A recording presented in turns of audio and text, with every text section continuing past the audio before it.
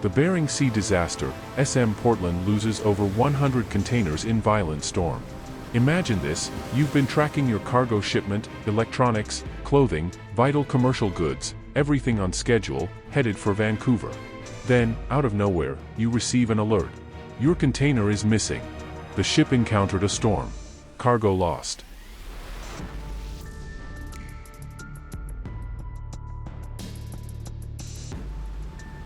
What happened in the icy waters of the Bering Sea?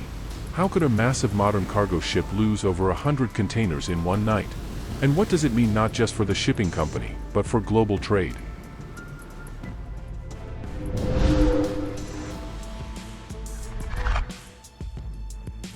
The SM Portland, a South Korean-flagged container ship operated by SM Line, was on a standard trans-Pacific route from Busan, South Korea, to Vancouver, Canada. Loaded with hundreds of containers, the vessel was making a critical supply chain link, until the unexpected happened. While crossing the Bering Sea, the ship was hit by a powerful storm system.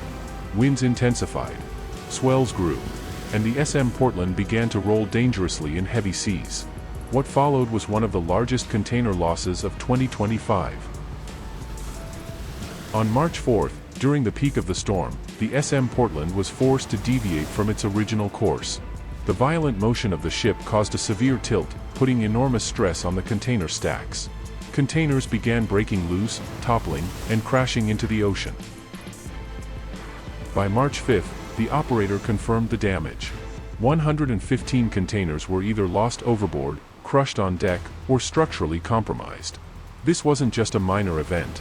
Losing over 100 containers in open waters poses risks not only to cargo owners but also to the environment and other vessels.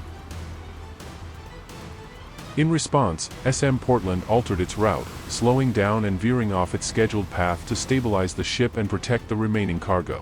The vessel resumed its route only after conditions improved on March 5th. But the damage was done. Entire container stacks had collapsed. Many shipments were gone. Others were destroyed or shifted dangerously within the vessel. SM Line notified its customers of delayed deliveries and potential total cargo loss.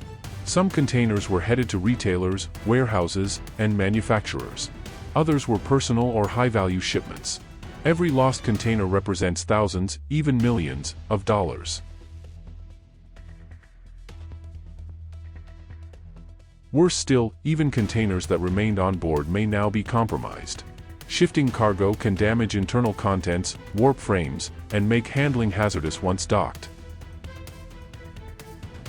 This is not just a shipping company's problem.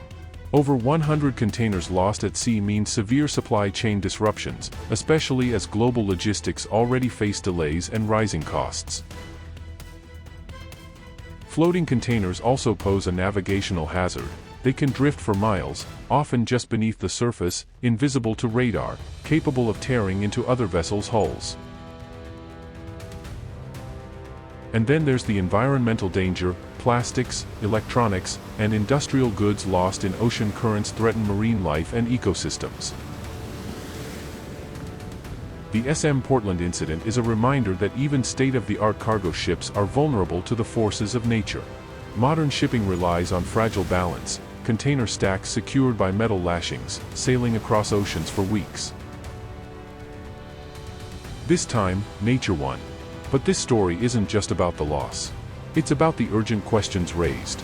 Are container stacks being pushed beyond safe limits? Is storm routing being properly analyzed? How can future losses be avoided? The Bering Sea storm of March 2025 may go down as one of the worst shipping losses of the year. 115 containers, untold millions in damages, dozens of delayed shipments, and a glaring vulnerability in the supply chain. If you found this story as powerful as we did, like, comment, and subscribe. More real maritime events coming soon.